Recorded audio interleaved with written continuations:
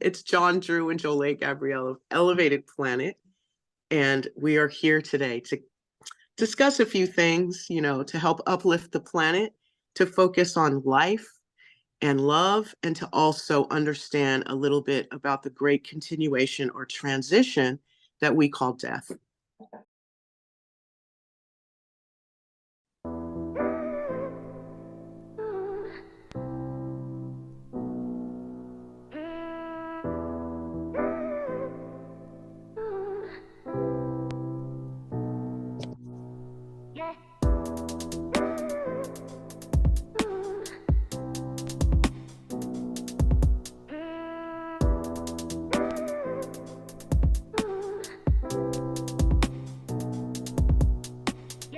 It's good to be back. Hi there, Elevated Planet community. Been away for a couple of weeks. I was over in Egypt, and it was a really interesting place to be. First time I've ever been.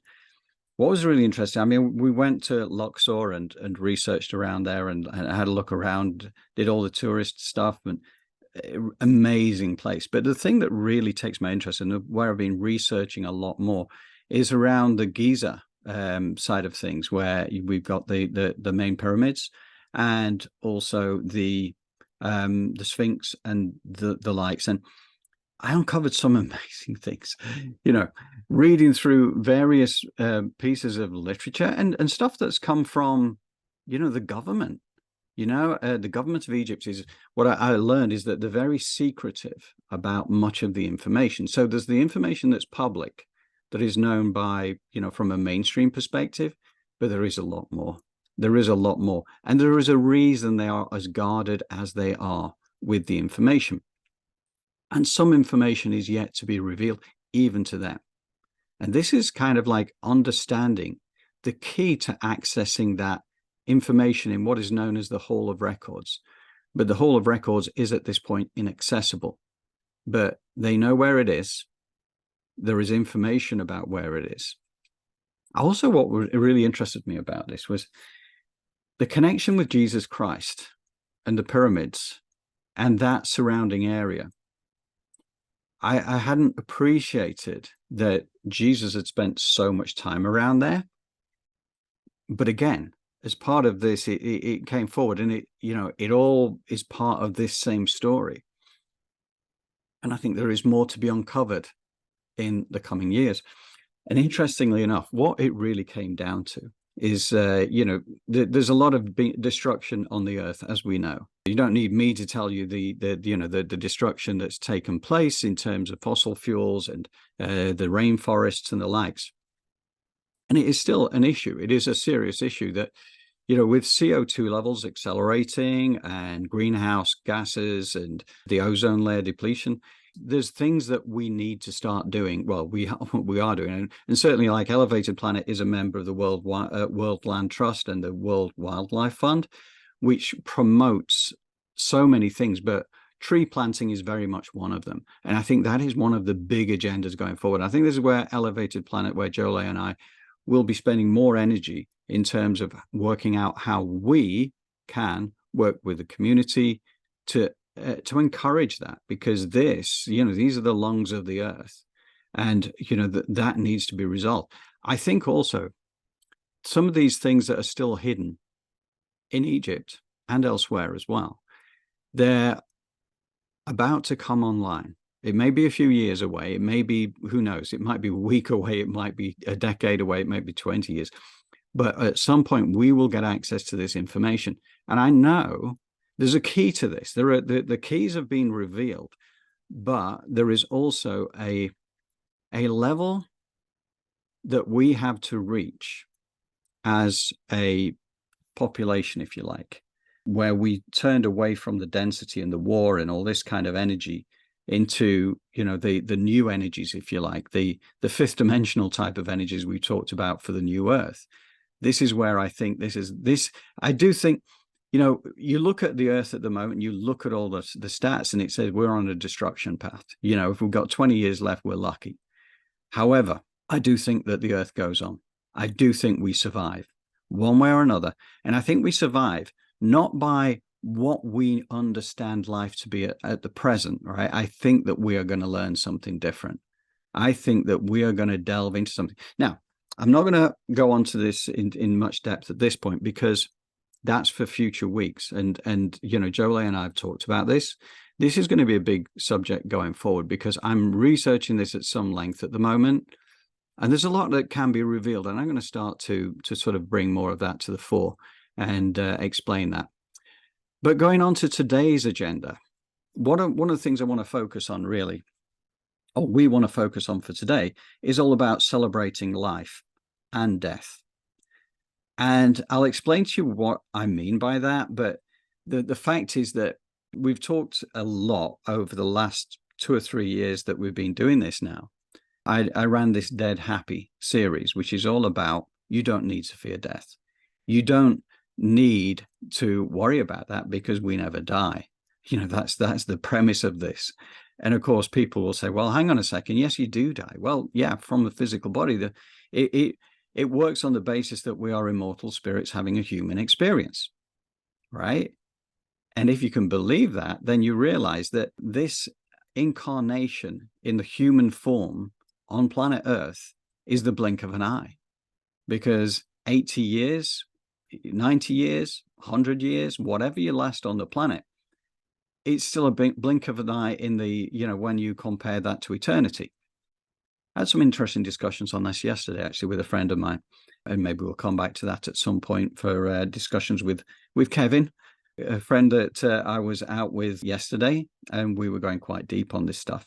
Anyway, so getting around to this, we want to start with the first video. Is one of these near-death experiences, a relatively short near-death experience. There is a longer version of this behind. So if you like what you're hearing, if you find it sufficiently interesting, it's done by a YouTube channel called Shaman Oaks. And as he points out, he's not a shaman, and neither is he a tree, but he puts together some fantastic videos. We've used 1 or 2 of his before in the past, and this one I think is really worth sharing.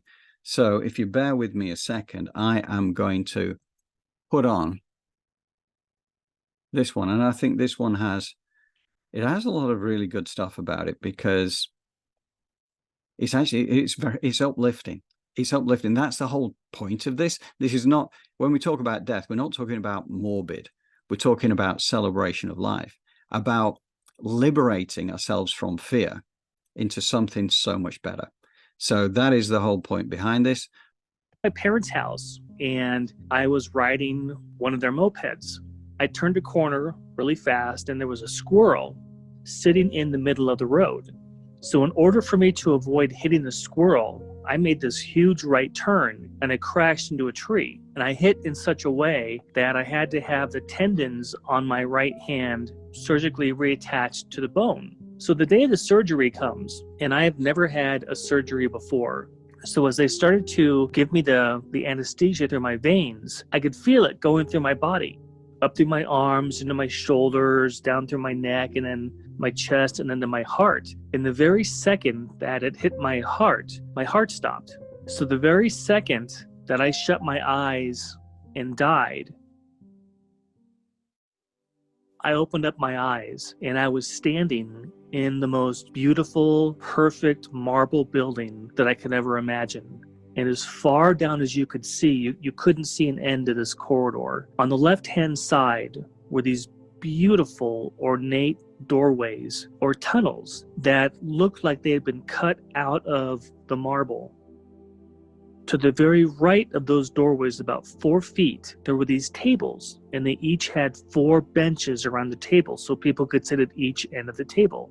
During this whole process, there was somebody who was standing next to me, who was talking to me in my left ear. I never saw this person, but throughout my whole near-death experience, it was a guy who was standing next to me telling me what I was seeing and what I was looking at. He told me this was an orientation center. And I didn't think at the time anything about that I was having surgery or that I had an allergic reaction and that I had died. That didn't even occur to me. I was totally simply engrossed in what I was seeing. And so I just listened.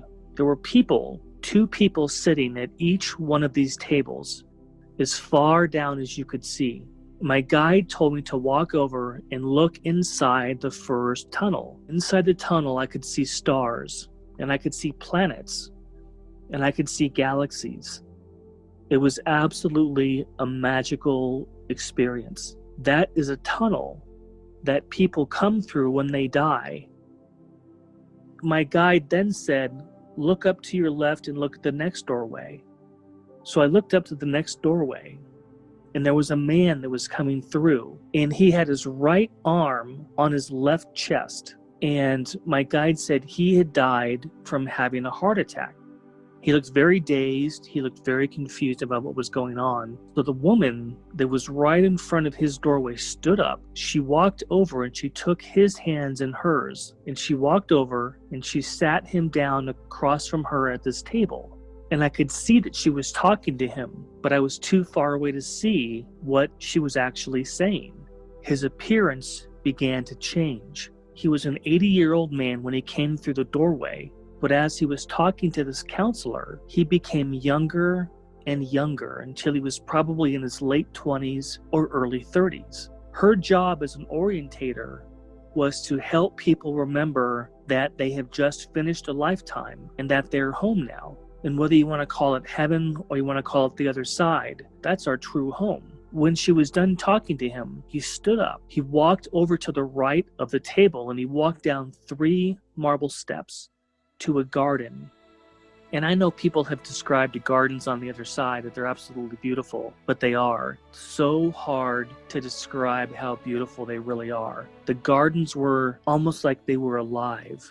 What was happening to this man is as he walked down those 3 steps and he walked into the garden, there were people there, a lot of people, and they were there to greet him from coming back from his life. They were hugging him, kissing him, welcoming him home, saying what a great job you did great, now you're back home again. And sometimes people don't need the orientation because they are much closer to the other side than others, especially kids. When kids cross over, they don't need to have an orientation because they just came from there. The orientation is for people who may have lived a long, long life and had forgotten where they really came from. And so that's where those counselors really come into play. And it was fantastic. I wish I could describe to you what it looked like. But as I looked down this corridor, there were people coming through the corridors, through these tunnels. It was very busy. People were crossing over all the time. And these counselors would get up and help them and bring them back to these tables and help get them orientated.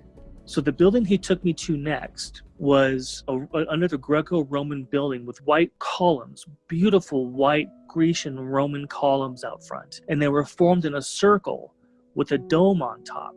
Then we walked in. My guide said, this is where we plan our lifetimes. All of our lives go through a planning process, and we plan them with our main guides before we come into life, so that life it's not just a random accident. There's purpose, there's reason. When I first walked in, there was a table, and he was standing by it, and there were 2 scrolls on the table. One had a blue ribbon on it, and the other one had a red ribbon on it. And I didn't know what these were at first. My guide said, these are your scrolls that you write the major points of your lifetime on. Everybody writes down where they're going to live, what their parents are going to be like. Are they going to go to school? Are they going to go to college? What's their career going to be? Are they going to have a lot of money? Are they going to have a little bit of money? All of that is prepared ahead of time on these scrolls. Picked up the blue scroll and I opened up the scroll on the table. And when I tried to read it, all of a sudden the scroll folded back up again. And my guide said, I'm not allowed to read that until I finish this lifetime. But he was trying to show me that our lives aren't an accident. Everything is actually planned out for a reason. He said we forget it because if we knew what we were supposed to do, we wouldn't be testing ourselves. He took me to a meadow, beautiful flowing mountains or hills. And all of a sudden, I saw animals come jumping down that hill. And he said, every one of these animals that you've ever loved or that anybody has ever loved is on the other side. As I was standing there, I could see 2 of my dogs and I could see 2 of my cats running down the hill. And all the animals play together until their loved ones from Earth cross over to the other side and come back and get them. It was such a feeling of unbelievable love, that they're all there waiting for you, and that they play with each other, and that they're happy. And then the last thing that happened is my guide took me to this field. As I was standing there, another gentleman walked up. He was about 2 feet from me, and he was so bright that I couldn't see his face. All I could see was that he was wearing a white robe with a red sash around the waist. He lifted up his hands and he said, "You must tell them there is no death." The very second he said that, I woke up back in the hospital with these doctors all looking down at me. He said, "He's back, he's back." I was physically dead for 6 minutes. Yeah, and that's the crazy thing I don't understand is it felt like what he took me on was a 2-hour journey of the other side. How could he possibly have showed me all of those things in 6 minutes? It's so much a piece of my life now that I share it with almost anybody who wants to hear about it, because that's what he told me. If you'd like to hear a bit more about what he saw in heaven, there's a full unedited interview here where he talks about a library that he went to, a place where he got to review his past lives. Go ahead and click right here. So there you go. What I'm going to do is when I send out the weekly, I will include a link to that original video because then you can go into the deeper dive one as well, should you be so inclined. And I love it. I love it because it's kind of is very upbeat, you know. But to me, I kind of like also latch onto that end, the bit at the end, which to my mind was in, you know, showing a Jesus energy, Jesus Christ energy there at the end to say, just tell the people that death doesn't exist. Absolutely. We talked about this as being a great transition because everything is interconnected. And his story is something that when I was in Clear Sight, my clairvoyant training, my teacher, the Reverend Judy Nelson, told me that before we come here, you know, there's a belief system that you go to this orientation center and you do exactly what he said. And then you pack your luggage, which is your chakras. And when you are born, they unpack themselves. And these are your challenges for your soul in order for it to evolve.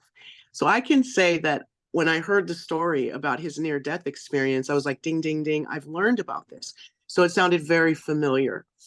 So I think the gentleman's story is authentic to him, especially, but I can vouch that I've learned the same thing before I heard the story.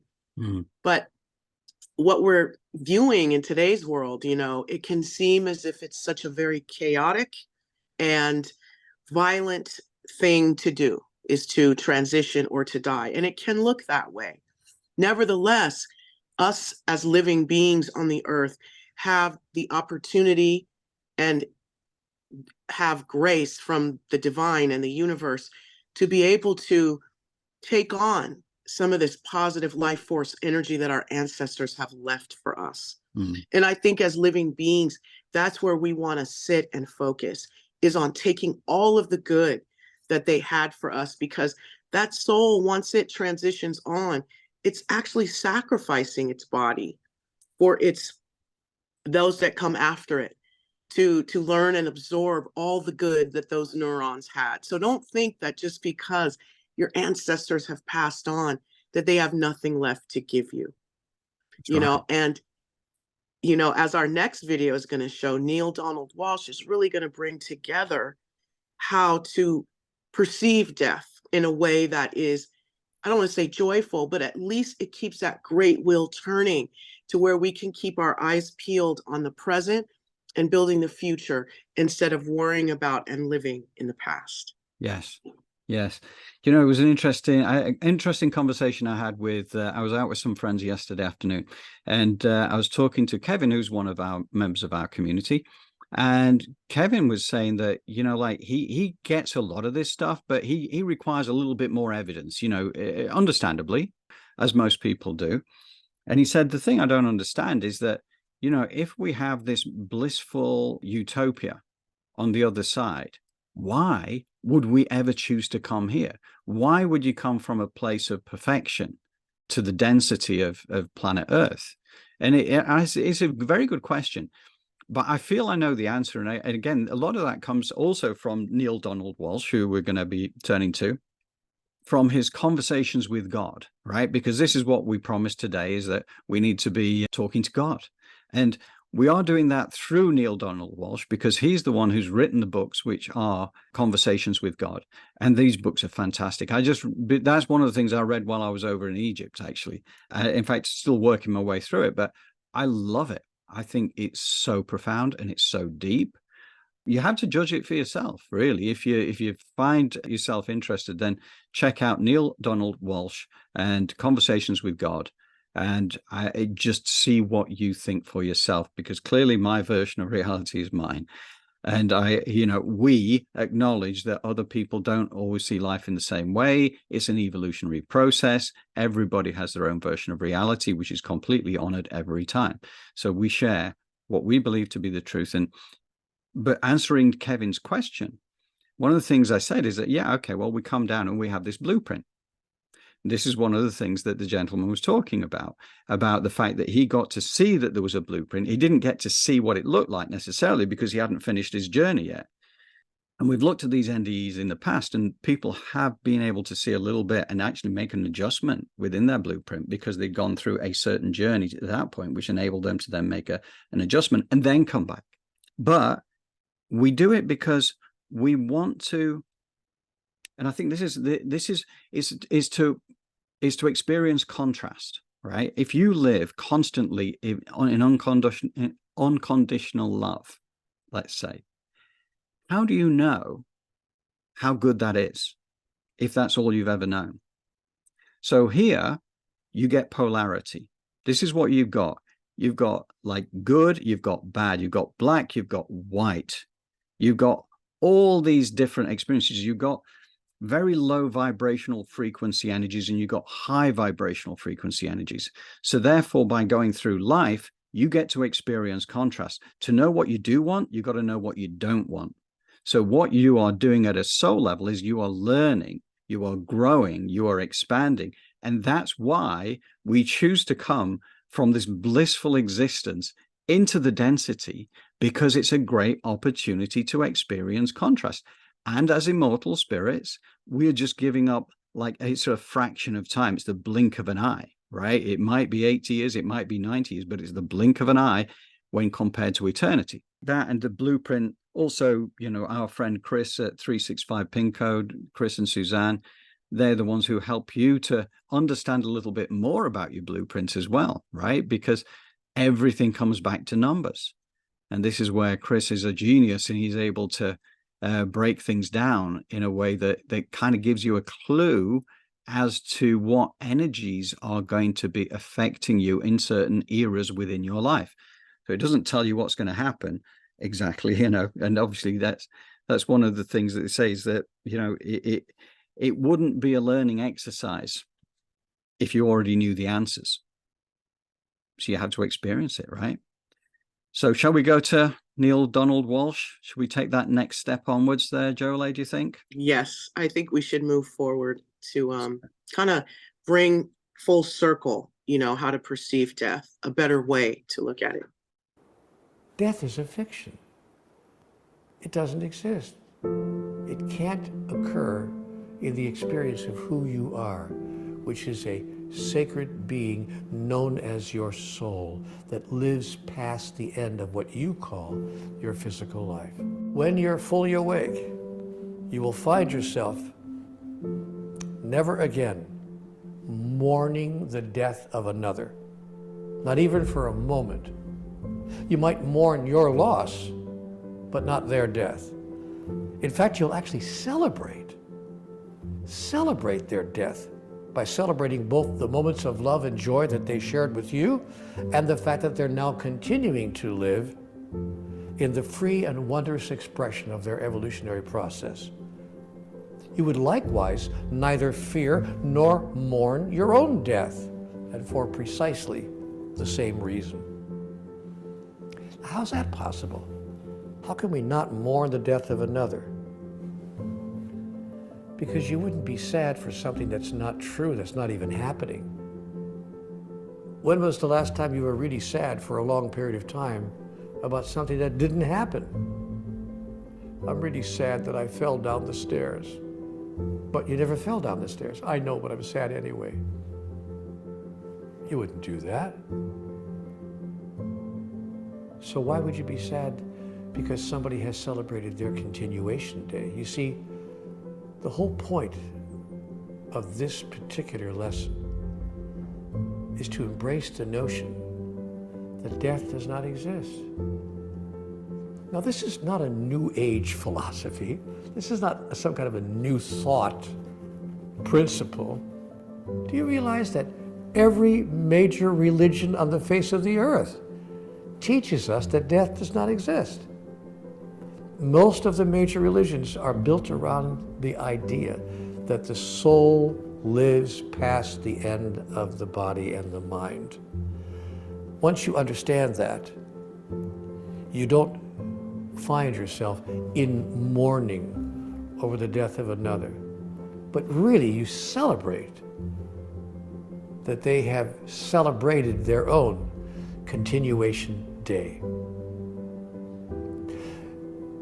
It's not a small thing because it can change and alter your entire experience of a loved one departing their physical expression. I know some people who have mourned the death of a loved one for a long time. I don't mean a week or two, or even a month or two, or even a year or two, but in some cases for a very long time. And it's sad. You know what's sad about that? What's sad about that is that the last person who would want them to stay in such mourning would be the person who's actually left their physical experience. That's the last thing they would want. I promise you. So, you will know you're fully awake when you fail to mourn the death of a loved one and fail to even mourn your own death. I remember my mom. She was a great example of this. My mother wasn't born into what we would call the New Thought community, you know, the New Age community. She was way before that. That was after her time. But she sure did understand what I'm telling you. And I recall in her life as she moved through the final months of her life, and everyone knew it was the final months of her life. I would come into her hospital room and I'd say, "Mom, gosh, I just feel so sorry." She said, "Sweetheart, don't feel sorry." She said to me words I'll never forget. "Dance on my grave. Promise me. Dance on my grave." And I promised her I would. And when she passed, I was sad, of course, for my own loss, of course. But I wasn't sad for her anymore because she was a living minister. She ministered to me. She ministered to my mourning before I could even have a chance to fall into it. And you know, I did what she asked. I really did.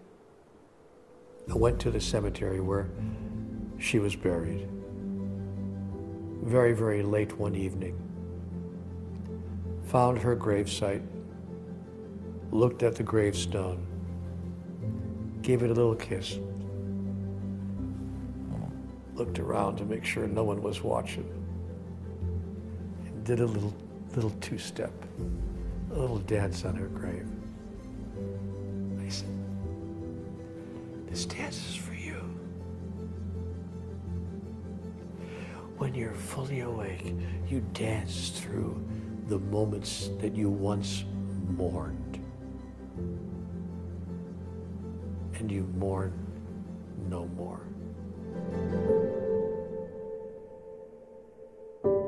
You know, I like to see these videos and remind our audience about them because it's out there and we get caught up in the grind and in so much of the 3D, 2D reality of our lives when in all actuality, we need to, or we benefit by being at the reins of our lives and our minds and our thoughts and our energies, because we have been taught that neurons exist only in the brain. Neurons are throughout our entire body. And once we begin to start awakening, we can raise not only our vibration, but the vibration of our environment. But you see, the knowledge has been lost, the wisdom has been lost. And so we're trying to piece these pieces together to create a puzzle of empowerment for us to be able to elevate the planet. So that's why we show you these videos and we unpack them, and then we meditate so that we can begin to transcend some of this heavy energy that we're experiencing right now. Right.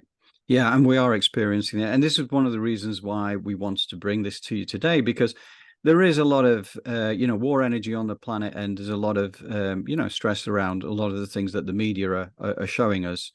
So people can drop into fear, and they can drop into a bit of anger and despair, and all that kind of negativity. Now, bear in mind, there is just as much light as there is dark, and that's a fact. It always has to be that way. It is a universal law. So Right. However much darkness you see portrayed on the media, just know that there is light. Now, also, if you understand that, death is a transition, and that, nobody truly dies. Now, yes, when somebody passes over to the other side, and we take Faye as an example of, somebody who passed away just recently, clearly there is a degree of sadness and mourning that goes with that. But what we're mourning for is for our loss. We're losing the fact that we can commune with them and speak with them until we pass over the other side, right? Now, there are ways of making connections other than that, but nevertheless, that is why we feel sad. As Neale Donald Walsch says himself, he felt sad when his mom died. Naturally, you would, right? So the fact is, it's not to say that it's wrong to have that grief and have that mourning, but it's understanding that you are doing it for you. It's like, it's not selfish, but at the end of the day, it's because of love. The price of love is grief, right? And is mourning. So it's not to say it's wrong to do that by any stretch of the imagination, because it is part of the human experience. And grief can be a great transformer. But as we are seeing things going on in the world which are far more negative than we would like, it's good to understand that when people come here into this incarnation, often they're doing so knowing that they are going to be living in a war zone, and that they actually, within their blueprint, they may have said, okay, right, well, I'm going to be signing out at this time because these kind of events are going to happen. I am going to be part of that. Now, we obviously don't know that at a conscious level. But at the same time, and it's not something any of us want to see. And I think that we're going to get through this. Honestly, my view of life on the planet is that we are set to ascend to something significantly better. But to do this, we have to go through this old Lao Tzu quote, which is that, new beginnings are often disguised as painful endings. And so we are going through this process, but we can get excited about it, knowing that this is the journey we have to take to get there. And therefore, we are now on that journey to this beautiful time that awaits. And, nobody ever dies anyway, right? Now, I understand that is a version of reality that I definitely subscribe to, and that Jolay subscribes to. But at the same time, we honor and acknowledge the fact that other people will have different ideas about that. We're just here to plant the seeds. And one of the things I just wanted to talk about, another couple of things. I mentioned about the Jesus, the Christ-like energy that was there at the end of that first NDE experience that we were listening to. Because the point about Jesus, and again, all this stuff came back up in Egypt while I was there, he was about life everlasting. He was showing that through his crucifixion and death and then resurrection, he was showing that life is everlasting. That was the big message. And the other message was the way. He was the way. He was showing how you can live your life through love as the thing that leads you through life, not fear, That's the other end of the spectrum, but through love. Now, they were the messages which have been somewhat distorted over the years because he's been somewhat deified, you know, treated almost as a god in his own right, which was never the intention, as I understand it. It was always about, okay, well, I am an example to humankind as to what we can be and who we can be. And Jolie, I think you mentioned something about this earlier about certain parts of like scripture. And I'm not a religious person. I've never read the Bible, and so I you know, little snippets I do know here and there. But what was that? There is a Bible scripture, and we will put it in the newsletter because I did not Google, but it says, greater works you shall do. Now, for those of you that believe in the New Testament, it is there. And we will find the quote, but the Messiah, Yahshua, Jesus, has said that we will be doing greater things than he ever did. So the worship of a man, we might want to rethink that and embody those qualities in ourselves and really work with our inner man and empowering that instead of giving our power away to an idea or ideology that we are not even sure is exactly right.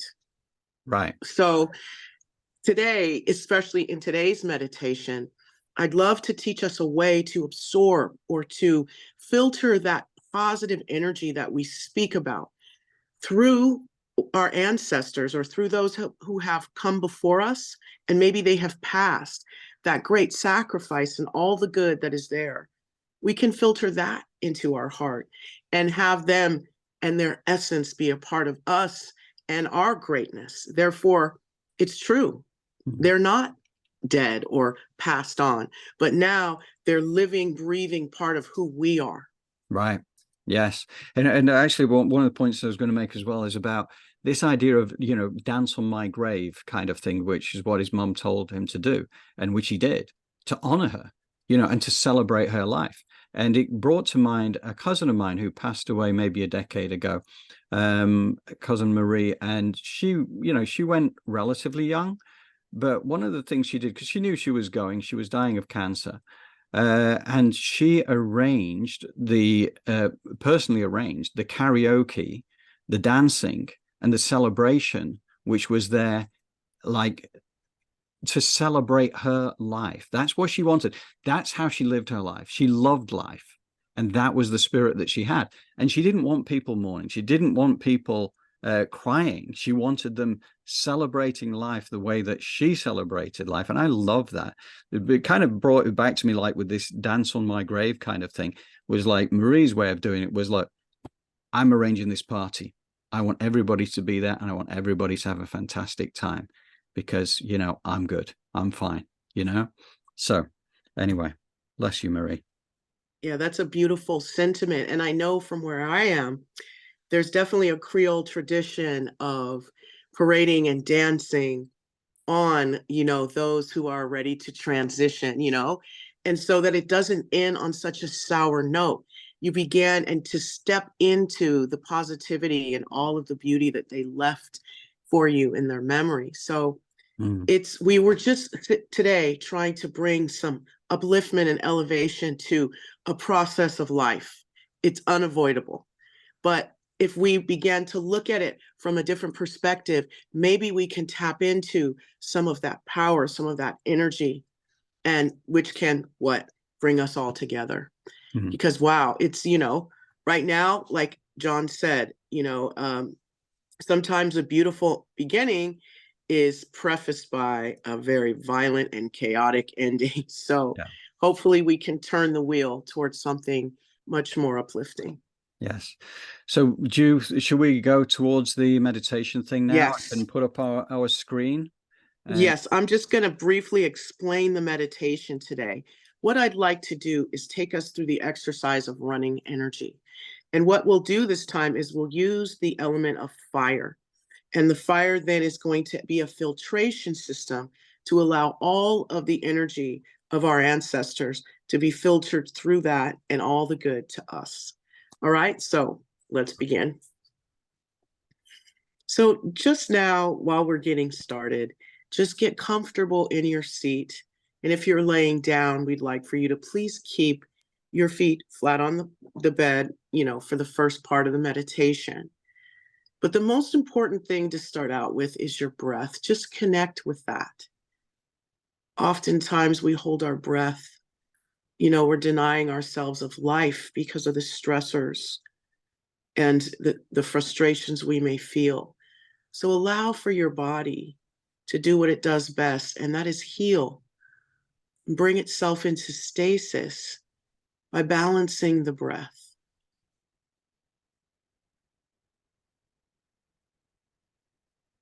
Relax your shoulders, your neck, but make sure your spine is aligned. As you bring your awareness to the center of your chest or your heart chakra, anahata, and you command your heart to sync up with your breath, calming and soothing all the organs of the body and the systems. And now from this place in the center of your chest, I would like you to visualize, create, and imagine a cord or a portal that is 6 inches in diameter and of a natural element, fire. Let's make it fire. Loving fire from your heart is creating a grounding cord, which is moving down through your body. Your body's creating this essence. And as it begins to move through the chair or what you're sitting on or laying on, and then it moves through the floor and it goes down into the crust of Mother Earth. And then it begins to pick up speed as it moves itself through the lithosphere and it finds the Marianas Trench. And this fire, your fire, is moving down through Mother Earth with her love and support as she is encouraging your flame and your essence as you go down through the asthenosphere. And then at the speed of love, you are rooted and grounded and one with the core of Mother Earth. And this beautiful, loving flame is connected to your heart, receiving all of the messages from Mother Earth, all of those who have passed on and left that knowledge and wisdom. That fire is now filtering all of that information and giving it to you, nurturing you, grounding you into that essence of the truth of divine life force energy. So feel this flame, this life, this divinity that is within you, communicating with the divinity that is in Mother Earth. And you are one.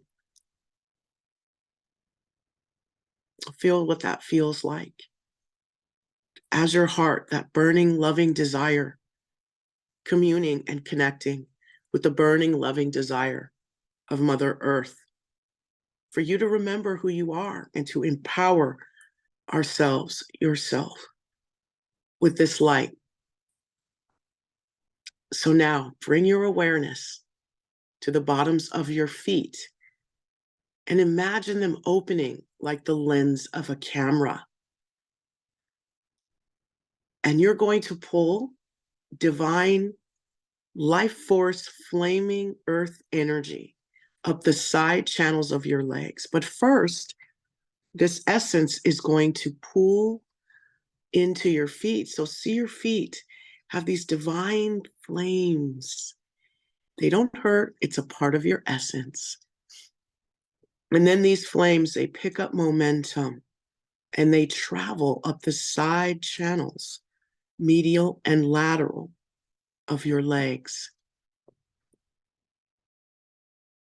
And as this flaming energy moves past your ankles, your calves, your shins, your knees, coming up the femur, the thighs, the medial and the lateral, just imagine these little flames kind of licking out of the sides of your legs. This is your divine life force coming in from Mother Earth. As it comes up, It moves around that grounding cord, and then it begins to add to the flame as some of that energy goes back down into Mother Earth, but the rest of it begins to move up the middle channels of your legs, moving up your body. And I want you to let this energy do what it does. As you bring your awareness to the crown of your head, you're going to open the crown like you would the lens of a camera. Don't worry, your higher self is dealing with the flames of Mother Earth as they begin to burn away anything that no longer serves you, anything you're ready to let go of and release, but also filling you up with this divine life force, motivation, ambition, forward motion.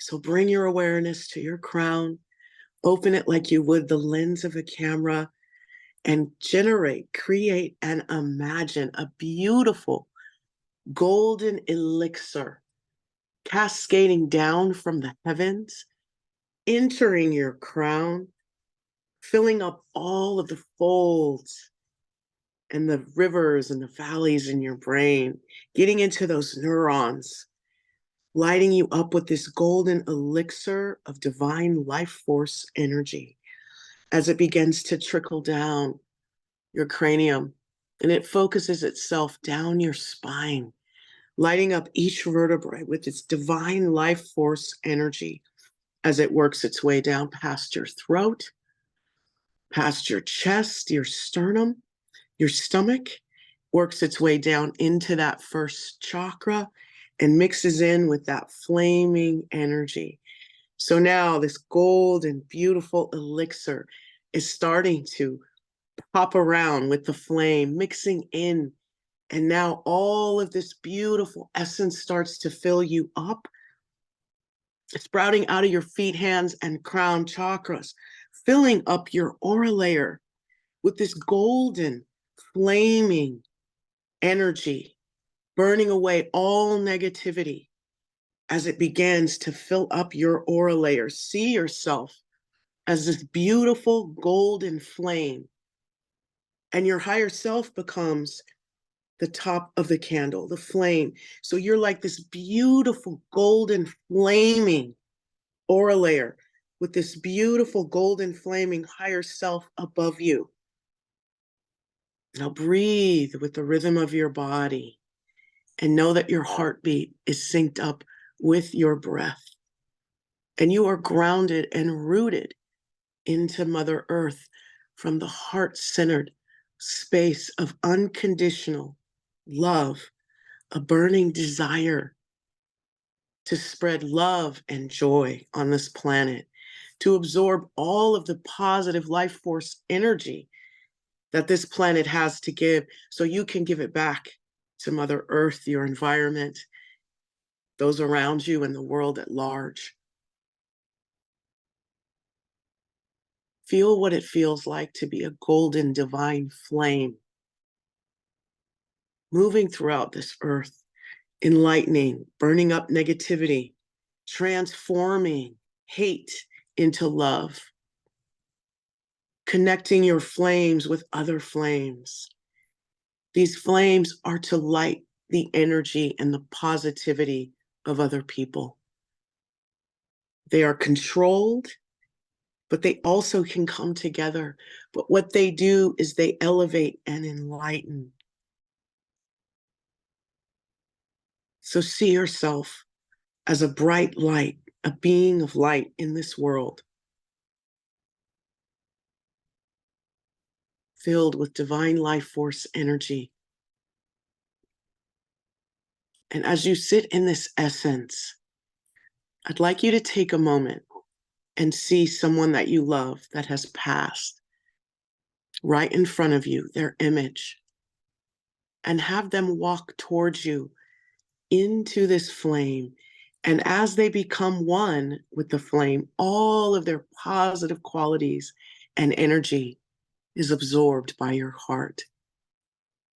All of that knowledge and wisdom that they have to give, as they become one with this flame, all of that energy and that knowledge becomes yours. for you to share and for you to give. And now they're embodied within you. So feel what that feels like to embrace and to absorb all of the loved ones that have passed on, their energy into you and into your heart that is filtered through this flame.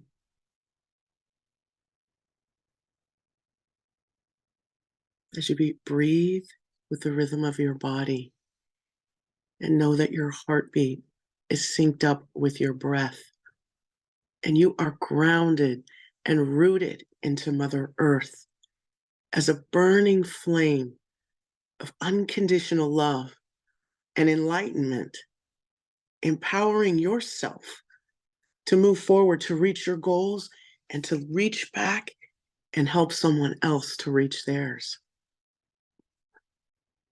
To connect and to spread love and joy and to burn up hate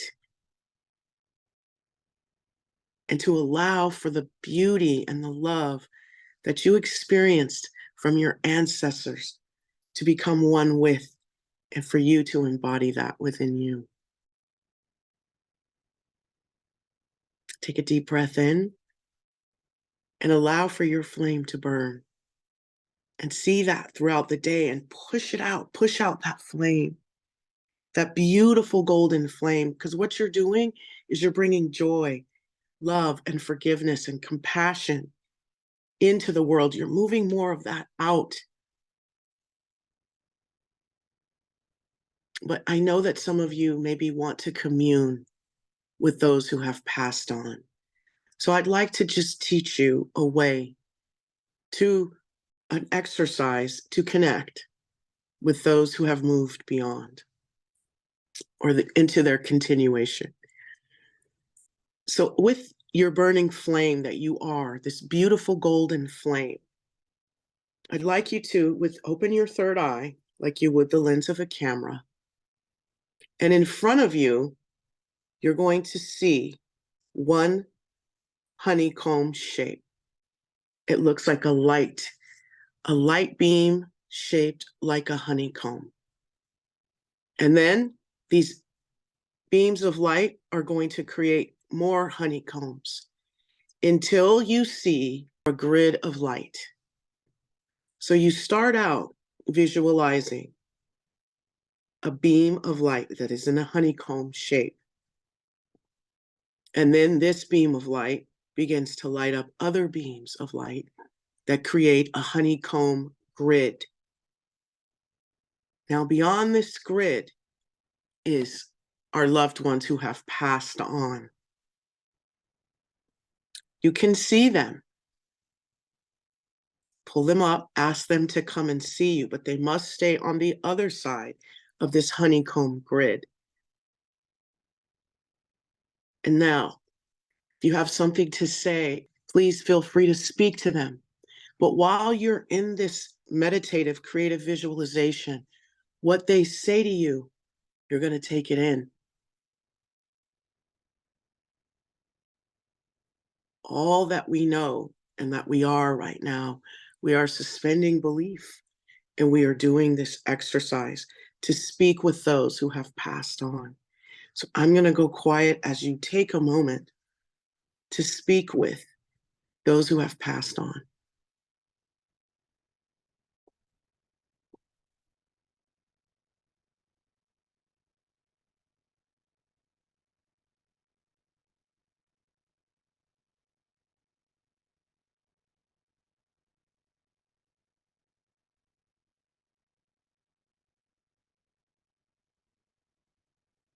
Okay.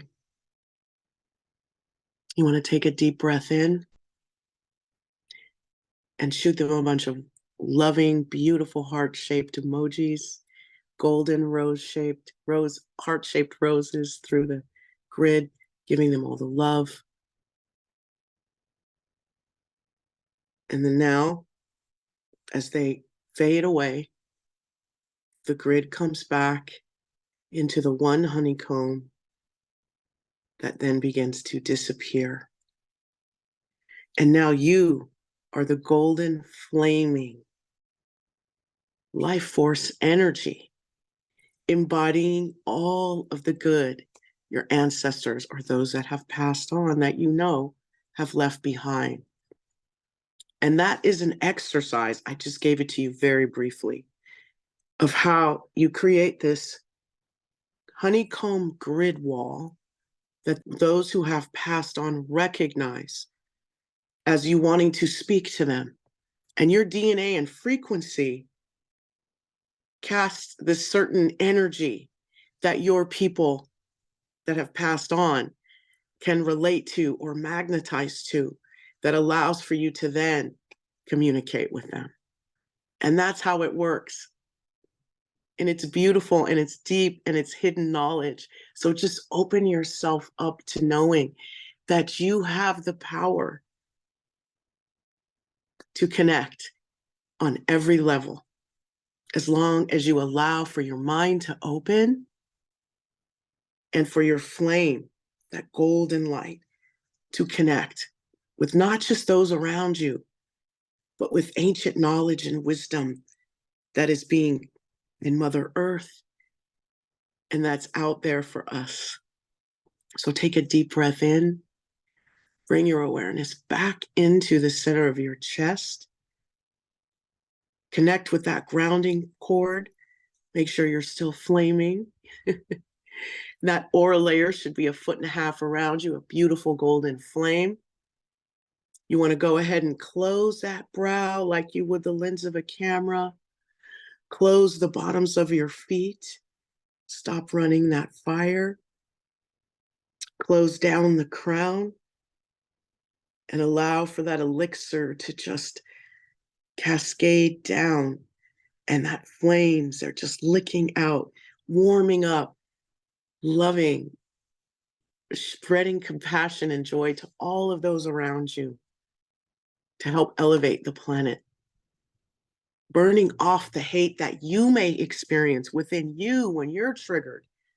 Burning off the hate around you and allowing us to elevate and uplift ourselves. We have the power.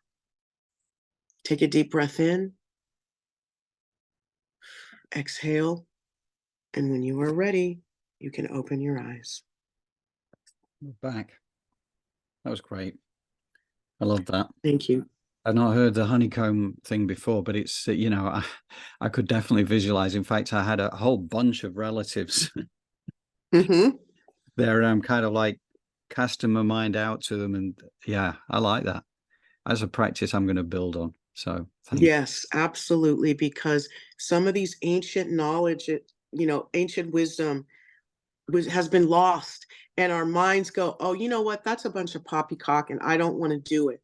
Yeah. But just be gentle on yourself and give yourself the opportunity to feel safe moving through some of these spiritual concepts. They work. Remember, at the bottom of everything, we know that our thoughts become things. What we see, what we feel, what we imagine can become reality. So let's spend some time there. Yes. Become your own deliberate creator, because we have that power. We just don't realize we have. So how do we focus in, and how do we make our time here on the planet magnificent? How do we all become creators? And we are all creators. It's just that we're unconscious creators to a large extent. So sometimes we create the existence that we don't want rather than the one that we do want. So to be deliberate in that creation gives you the power. Fantastic. Yes. And I just really want to remind everyone that when you have someone who passes, just do a visualization of absorbing all of their knowledge, their wisdom, and their life force energy so that they stay with you and their essence maintains itself in this realm. Fantastic. Fantastic. Okay. All right, Jolie. Well, that's really, really good. I'm going to include the recording of this on the weekly that will go out actually on Monday. I'm going to send it on Monday evening UK time, so that people get a chance to do their full day at work first over here and then come back home to it. So give them something to be really excited about going into a Monday. That's what I'm thinking. So yeah, yay, Monday. So yes. So thank you, know, Jolene. Sorry, carry yes.